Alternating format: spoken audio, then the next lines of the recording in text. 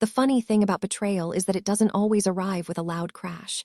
Sometimes it comes quietly, like a smile that lasts a second too long, like a handshake that feels cold, like a friend who suddenly avoids your eyes. And the worst part, you don't even realize the knife is already in your back until you turn around and see who's holding it. That night, I sat alone in my apartment, staring at my phone. The screen was dark. No calls, no messages, nothing. But my mind was louder than any ringtone, because deep down I knew something was coming, something ugly, something that would change everything. Ryan always had this way of acting like he was untouchable, like rules were for everyone else, like truth was something he could bend or bury or erase.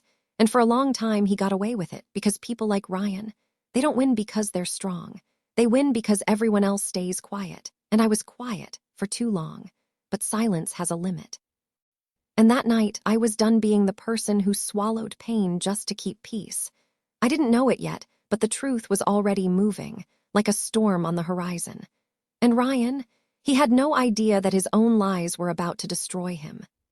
Started with something small, a simple email, one message that should have meant nothing, but instead it was the first crack in his perfect mask. The subject line read, "We need to talk, urgent." No name, no signature, just those words.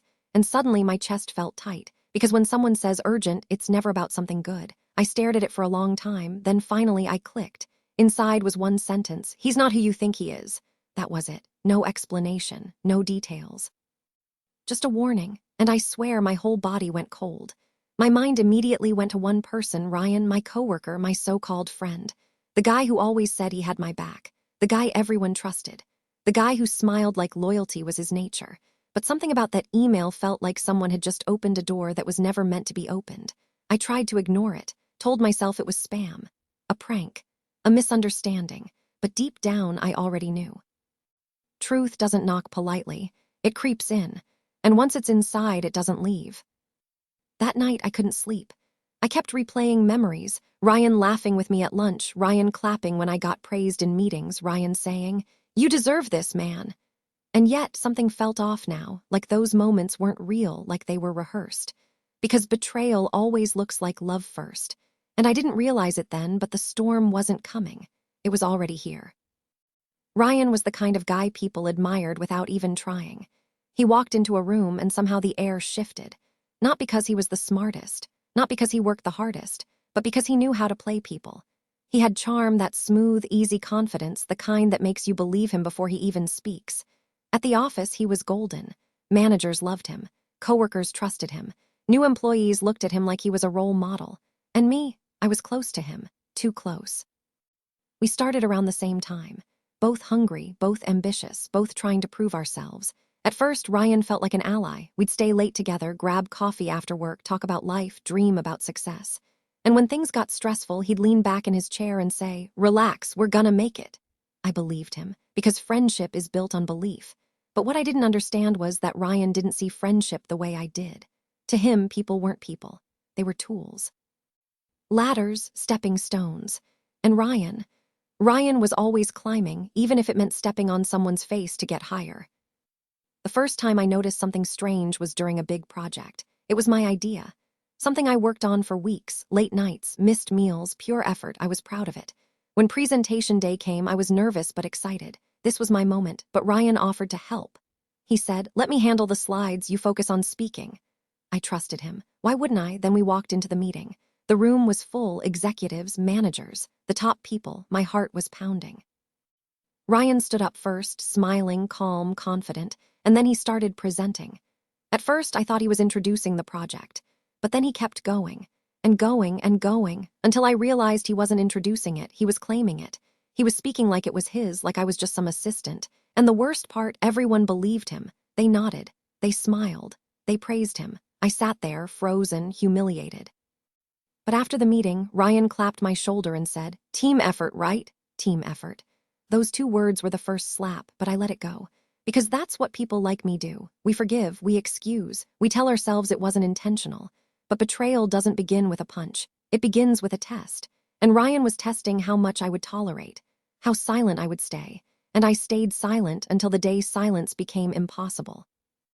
Ryan didn't speak for a long time. His face was pale. His eyes weren't angry, they were scared. And that told me everything. Because when someone is caught, they don't always feel guilt. Sometimes they feel fear. Fear of what they might lose, not love, not trust, but their mask, their image, that perfect version of themselves they built for everyone else. After that email, after the meeting, after all the little signs I ignored, I couldn't unsee it anymore. Ryan wasn't just selfish. He was hiding something bigger, something dangerous. I started noticing things, small things at first. The way he always stayed late but never really worked. The way he whispered on calls and stopped when someone walked by. The way certain managers treated him like he had power over them. And then one night I saw it. I was leaving the office late. The halls were empty. The lights were dim. And Ryan was in the conference room. The door was slightly open. He was talking. Quiet. Tense. "Don't worry," he said. "It's handled." Another voice replied, nervous. "But what if they find out?" Ryan laughed, a cold laugh. "They won't because no one's looking." My heart dropped. Then he said something that made my blood turn to ice. "I already made sure the blame goes elsewhere. Worst case, he takes the fall." He takes the fall. I couldn't breathe. Was he talking about me? I stepped back too fast. The floor creaked. Silence. Then footsteps. Ryan opened the door, and the smile appeared instantly. Too fast, too fake. "Oh, you're still here?" I forced a laugh. "Yeah, just finishing up." He nodded slowly, then leaned closer. "Be careful," he whispered. "Not everyone in this place is your friend." And then he walked away, but that wasn't a warning, that was a threat. And I realized Ryan wasn't afraid of being hated, he was afraid of being exposed. Because the truth was sitting right under his perfect life, and he would do anything to keep it buried. Next week, everything started falling apart. Not for Ryan, for me. It began with an email from management, a meeting request, mandatory, urgent. My stomach twisted the moment I saw it because urgent was becoming a word I hated. I walked into the room and the air felt wrong. Two managers, HR, serious faces, no smiles. One of them slid a folder across the table. "We need to discuss some concerns." Concerns? They opened the folder, printed documents, numbers, reports. Then the words hit me like a punch. "Company funds have been misused." I blinked. "What?" They stared at me. "Transactions were approved under your login." My throat went dry. "That's impossible." But the proof was right there, my name, my access, my credentials. The room spun. "I didn't do this." HR's voice was cold. "Then how do you explain it?" I couldn't, because someone had already written the story, and I was the villain. I walked out of that room feeling like the ground wasn't real. Coworkers looked at me differently. Whispers followed me like shadows. And Ryan acted shocked. He came to my desk and said softly, "Man, I can't believe this. Are you okay?" His voice was warm. But his eyes were watching. Measuring, enjoying. That's when I understood. This wasn't an accident. This was a setup. And Ryan was the one holding the strings. The day everything broke, they called a staff meeting. Everyone was there, the entire office. The room was packed. I stood in the back, heart pounding. Then the manager spoke. "There has been a serious violation of trust." My name came next, like a death sentence. People gasped. Some looked away. Some stared like they didn't recognize me. And then Ryan stood up, slowly, calmly, like a hero stepping forward. He looked at the room and said, "I just want to say I'm disappointed. I trusted him." Trusted. Word burned. He turned toward me. His face was full of fake sadness. "I wish this wasn't true, but the evidence is there." I felt my whole body shake. He was doing it right in front of everyone. He was burying me alive with his voice, with his performance. And the worst part, they believed him, because Ryan wasn't just a coworker. He was the golden boy, the one everyone loved. And me, I was just the guy falling. I wanted to scream, to expose him right there, but my voice wouldn't come out. Because betrayal doesn't just hurt. It silences you. It steals your breath. And that day, I walked out of the office with my reputation shattered, while Ryan stayed behind, looking like the loyal friend who survived the storm. Revenge doesn't always start with fire. Sometimes it starts with silence. I didn't fight back right away. I didn't post online. I didn't beg people to believe me because Ryan wanted that. He wanted me desperate. He wanted me loud, so I became quiet. I started watching, thinking, planning, because the truth was the only weapon I needed. I remembered something. Ryan always thought no one was looking, so I started looking. I reached out to the IT guy I once helped. Carefully. Casually. And I asked one question. "Can login history be tracked?" His eyes narrowed. "It can. Why?" I swallowed. "No reason, just curious." But inside, the storm was building. Then I found it, small inconsistencies, access logs, time stamps, my account being used when I wasn't even in the building, and one name kept appearing nearby. Ryan. I didn't smile, not yet, because revenge isn't about anger, it's about patience. and Ryan had no idea that his perfect mask was already cracking. The moment came faster than I expected. Ryan made one mistake. He got arrogant, he thought he'd already won, so he stopped being careful. One night he sent an email from the wrong account. A message meant for someone else, but it landed in the wrong place, and it was enough. I took everything. The access logs, the proof, the email, the trail he thought no one could see, and I walked back into that office not as a victim, but as a mirror. Management called Ryan in. He sat down smiling.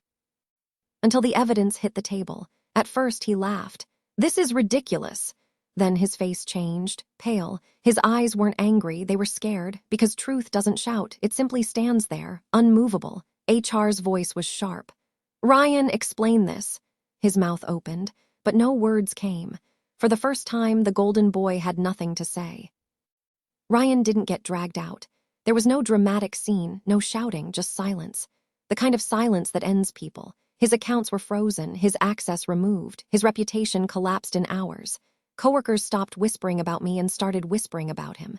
The same people who admired him now looked disgusted, because the mask was gone, and underneath was just a liar, a thief, a coward, a man who thought truth could be buried forever. A week later, his desk was empty.